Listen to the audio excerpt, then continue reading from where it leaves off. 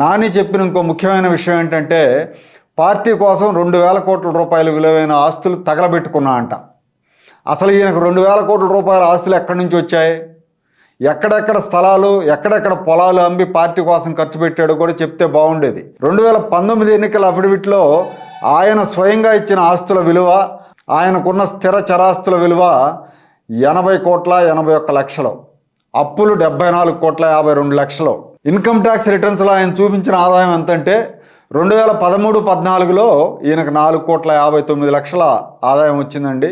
2014-15లో 11 లక్షల 44 వేలు, 2015-16 ఆర్థిక సంవత్సరంలో 6 లక్షలు, 16-17లో 4.5 లక్ష, 2017-18 ఆర్థిక సంవత్సరంలో 6 లక్షల ఆదాయం. ఇవన్నీ ఆయన స్వయంగా చెప్పిన లెక్కలు.